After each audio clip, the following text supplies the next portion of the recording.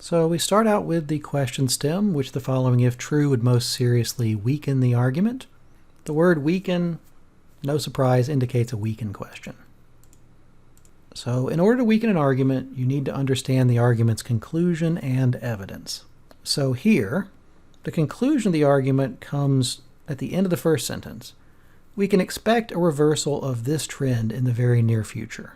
Now, in order to know what trend they're talking about, we have to go back to the first part of the first sentence. Although video game sales have increased steadily over the past 3 years. So that's the trend. They're saying that we're not going to continue to see a steady increase in video game sales.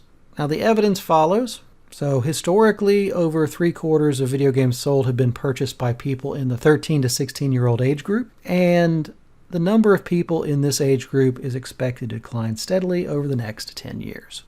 The conclusion is that video game sales are going to go down soon, or they're not going to continue to rise anyway. And the evidence for that is that most of the people who used to buy them in the past were in a particular age group, and that generation's not going to have as many people in it as it used to. Now, once you have the argument down in a weakened question, you want to think about the argument's assumptions. The things that need to be true for the argument to be right, but that haven't been said explicitly. Now, the main assumption here is one that you're going to see in a lot of questions on the LSAT. Basically, anytime you make a conclusion about what's going to happen in the future on the basis of information about the past, well, it requires believing that the future is going to resemble the past, that things that were true in the past aren't going to change. Here, the main thing we need to not change is the people who purchase video games. We need it to continue being mostly 13 to 16-year-olds. So if suddenly half of all games get purchased by grandmothers in their 80s, well, then this argument isn't going to work. Maybe they're going to make up for the fact that their grandchildren aren't buying video games. Let's go to the answer choices looking for an answer that attacks that assumption. So answer choice A says most people 17 years or older have never purchased a video game. That actually helps the assumption out. It suggests that, yeah, once you turn 16, you don't tend to buy video games anymore. It's not going to help us weaken the argument. The answer isn't A.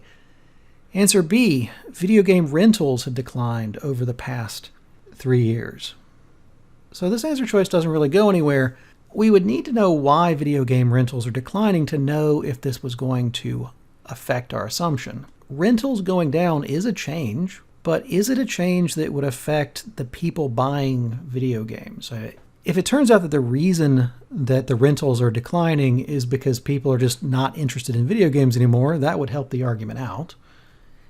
If it turns out that the reason that rentals are declining is that people decided to stop renting and they want to buy now, well, that would hurt the argument.